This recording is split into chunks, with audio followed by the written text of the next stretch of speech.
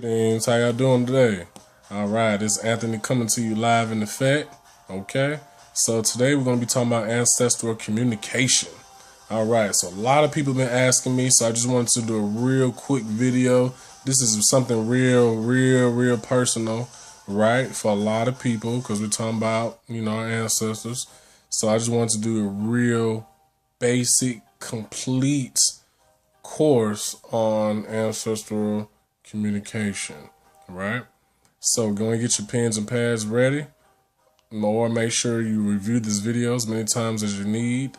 A lot of people have been asking me about it, so I figured I'd do a video on it. Okay, so I'll give you two basic points that should carry you on for a very long time. And then I'm going to give you a third point, which will be my experience. All right, so here we go. First point, what you want to do is learn your ancestor story. So let's say, for instance, your grandfather, grandmother, great-grandmother, great-grandfather, you want to learn their story. See, the story is like the main thing. You see, you should know your story as well. The whole love story of how your parents came together, or how their parents came together, and how they were created. Because everybody has their own creation story. That is your genesis, right? That is your personal creation. I'm using that as an example, okay? So you want to learn details about them as well. So you want to go over the fact of where were they born? When were they born? What did they like to do? What were some activities that they were involved in? Was it sports, education? What did they like to eat? Was it soul food or was it vegan food, right? Some things you also want to know, you want to observe their religion, how they live their lifestyle. A big point is how they passed, all right? You also want to look into the fact of their birthday, when they were born, and the time that they passed, okay? And what else we got? Some of their goals and their visions that they had. Any little detail that you can get.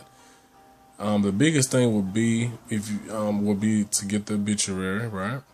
And that way you can pretty much go over that whole format. If you don't have that, then just pretty much go to your parents or the family tree or however it is, whoever you want to research and investigate, and find out, because it's very important, because we come from them in our genetics, right? So this is a very personal subject. Did I forget anything? Oh yeah, just figure out everything. What they like to eat, what they like to drink, what they like to do. The smallest thing. What were their items? Maybe they like to wear things. What were they known for? So the first point is story. You have to know and reveal their story, okay? Second point is the ceremony aspect. Let's write that down. Second point is ceremony. Okay, because what you want to do is, now that you got everything you learned about them in the first part, which is story, you want to actually create a whole ceremony out of everything you just learned. First of all, just from you learning about them, they're probably going to start showing up and off the rip just because you're thinking about it. That's how powerful this is. But you're going to make a whole ceremony out of it. So the first thing you want to do is you want to do like a forecast.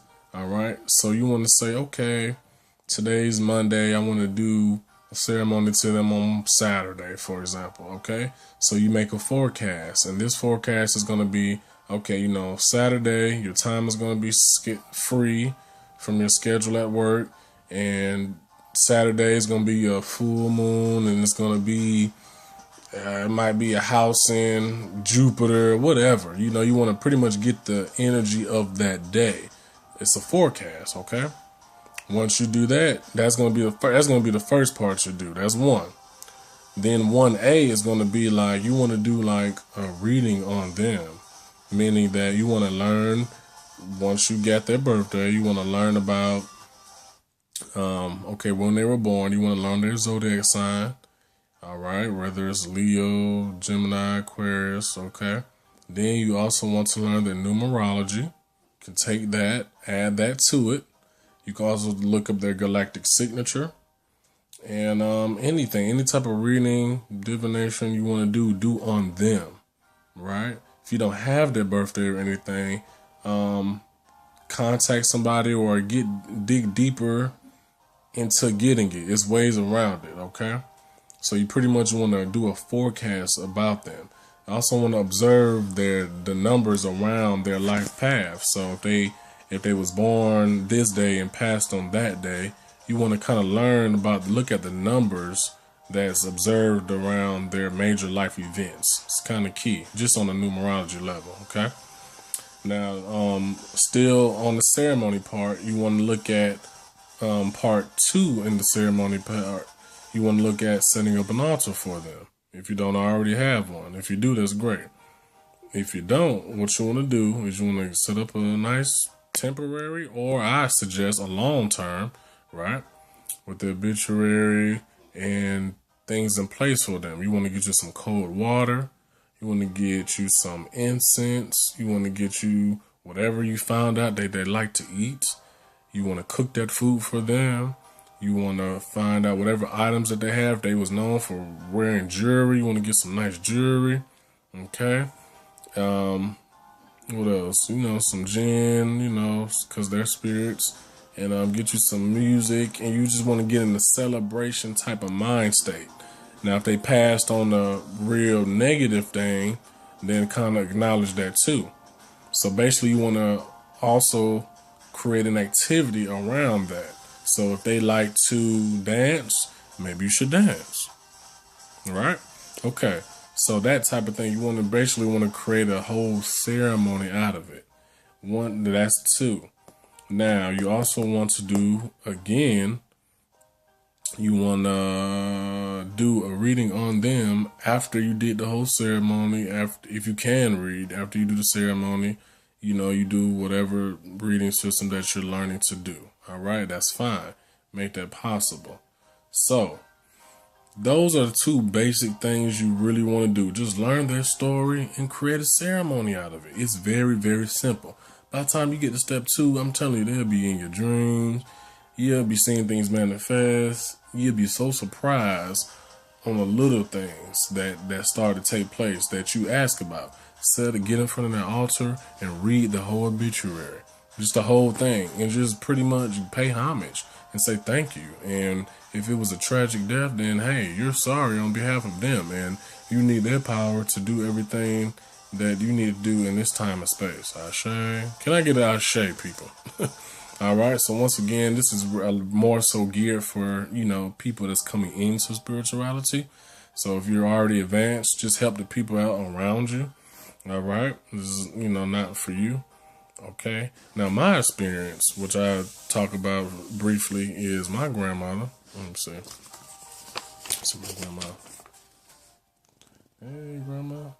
My grandma, Grandma Tanya, so my experience has recently been with her has been so powerful because she came to me and I just woke up almost wanting to cry. I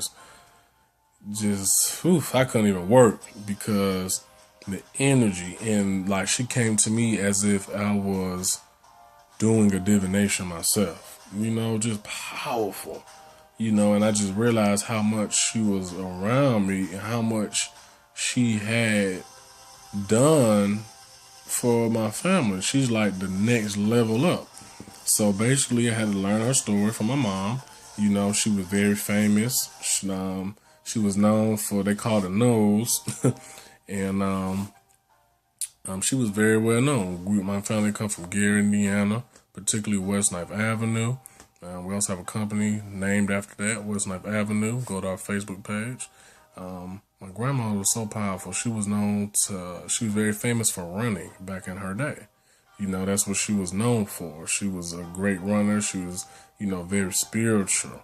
She was very religious, but very spiritual, pretty much committed herself to God, at an early age. She loved to cook. She loved like hot water cornbread, which I love, I didn't know was a very big ancient food. And she just loved family, very good. Took care of us real good. And I didn't really get to meet her that much because by the time I met her, she had passed on. She passed in her sleep, so I didn't really know her as an adult. I only know her as a child. But now, as an adult, I'm able to travel with her. She's able to walk with me. Isn't that powerful? That you didn't know her as an infant, but as an adult, now you can channel, you know her. That's amazing. Just amazing. Shout out to all my family, my cousins, and all y'all. I love y'all. This is a very personal topic. All right. So not only that, her birthday was 2 days after my mother's birthday. My mother is a twin, and her birthday was the 22nd. Let me see. Her birthday was the 22nd. She has a lot of fours on her chart. She was born in 1994. She got married on January 14th. She was born, January 24th, year 1924. Even life path number. She passed on October 24th. So all these fours you see on the Saturday. It's just amazing. You see, so when I really started discovering that, I was like, wow, I gotta take more action. I gotta, you want some food or whatever, what do you want? But she was also an Aquarius, right? 2 days after my mother's birthday. My mother's a twin, and if you have twins, that's considered like sacred in African cosmology, because most people that have twins is like a myth behind it. It's like some will live, some will die. So to have twins is very, very significant. Nigeria and Africa have like the highest rates of twins on the planet. That's for a reason. They called it Ibeji. So my grandmother, she had twins, which my grandfather's still living. He's elderly now, still here with us now, take care of him. And but she passed on before then, right? And she was her Orisha was like Oya. She was like an Oya Orisha, meaning that spirit of the wind. And on top of that, my grandfather, he was like Shango type energy. And today is the day of Oya Shango, which is powerful. On top of that, it's the day of the Yellow Warrior, which she is in her chart. Her birthday fell on that day. And this is powerful. Everything lines up. I'm just blown away. This is the first time I really took it to a whole another level. You see, with this thing, because how much she's been coming to me. So, am I missing anything? So basically I did the ceremony today for her, fed her pretty good, did some food. We went out for my mom's birthday, things like that. Thanks for everybody who supported. And so the message was so powerful. When I did the Ifa Odu, it pretty much came up, like Osa, like meaning that, basically that Oya type energy came up, basically, right? Then I read the message in the Ifa Odu, and basically this message was talking about this runaway, this person that had ran away from their home, right? And on top of that, not just running away from the home, but pretty much a person who was the runner. She was like this woman who was known for running in the Ifa Odu. My grandmother was known for running.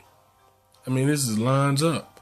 But on the flip side of that, the sad part is, if you go to my Facebook page, you will see one of my mom's friends, who's actually one of our business models, her daughter just ran away, which is very sad. She's 14. We're looking for her right now.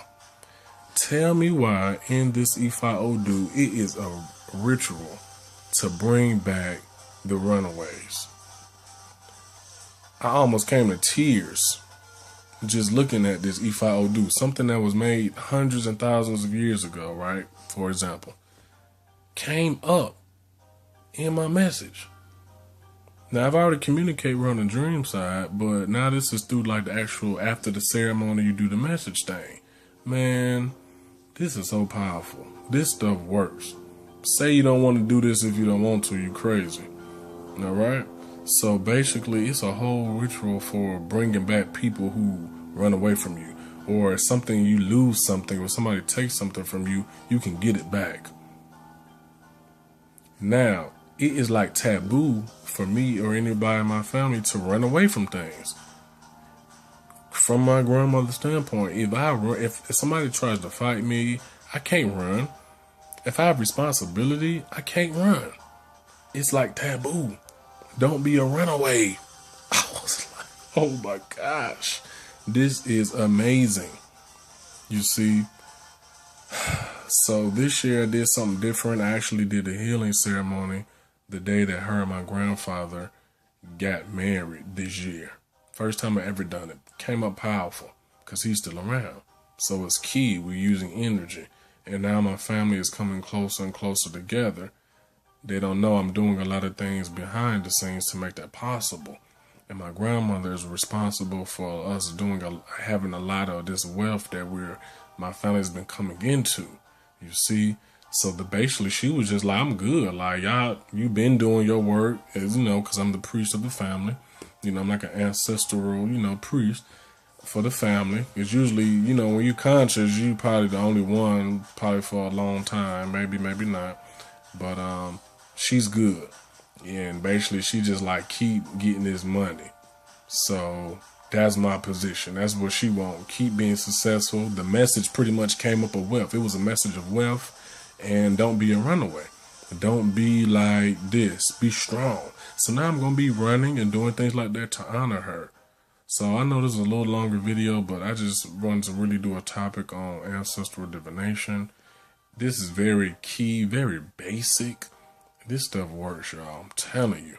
And don't just listen to me. Look at all the other priests and priestesses around you. You can Google testimonies. Don't believe me? Check it out, as Pop say. So I love y'all. Thanks for watching. Family, I love y'all too. Ibashe to all my ancestors, aka Igungun. We give homage to Igungun. Ashe.